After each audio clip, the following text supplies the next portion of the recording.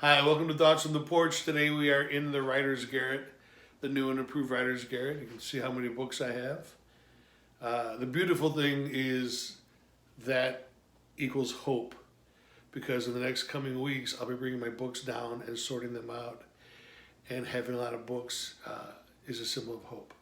Over that shoulder, that's some of my writing projects that I'm working on right now. So that's what we're talking about today, about reading. Reading is inhaling. Reading is oxygen. Reading is the most important thing to me, that the most important skill that my parents gave me. My parents were big readers. And as a young guy in high school, my mom would buy like a Stephen King or a Grisham, Baldacci, whatever.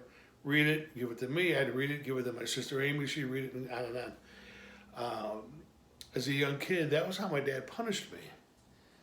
And I tell you what, my dad could give you a whooping when you deserved it, and we deserved everyone we got. Don't call DCFS.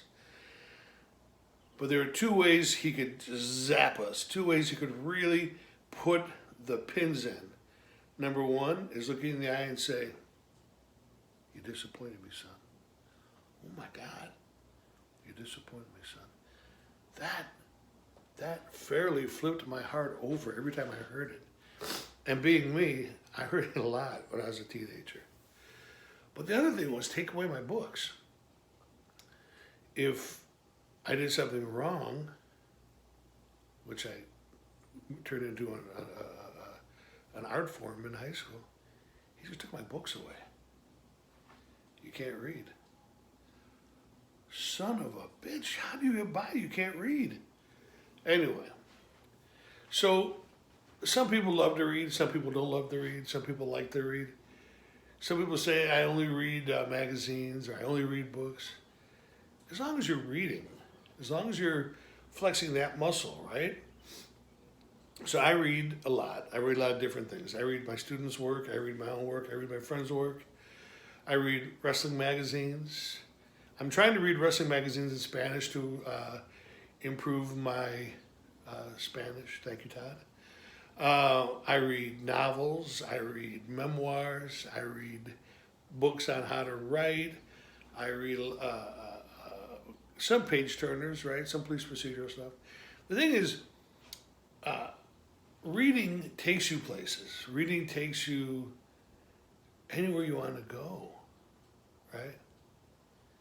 So when you're going to go somewhere, like a couple years ago, I went to England. I bought some books to read about England. So by the time I got there, I was fairly well versed. Not the Royal Guard, but I kind of had an idea. Right?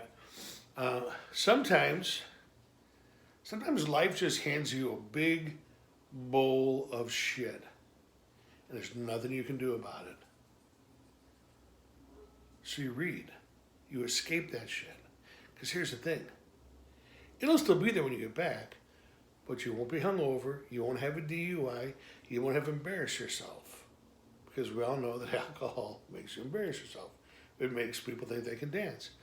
So reading, it's the ultimate escape.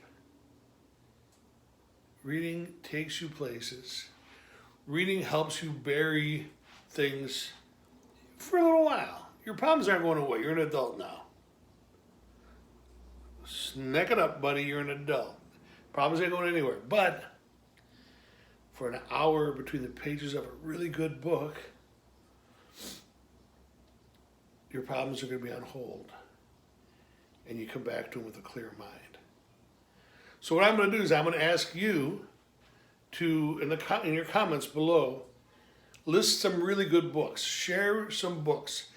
There's going to be, probably a good 7 or 8, maybe 9 people are going to see this video. Because I'm nationwide. But share some suggestions of books that you've loved. Books that have touched your heart. Books that have taken you away. Put them in the comments. And then everybody else, the other 8 people, check them out. Maybe they're good books. Maybe you like them. But just remember, it doesn't matter what you read. It matters that you read. So, find peace, read a book, write a poem, click and subscribe. Have an awesome day.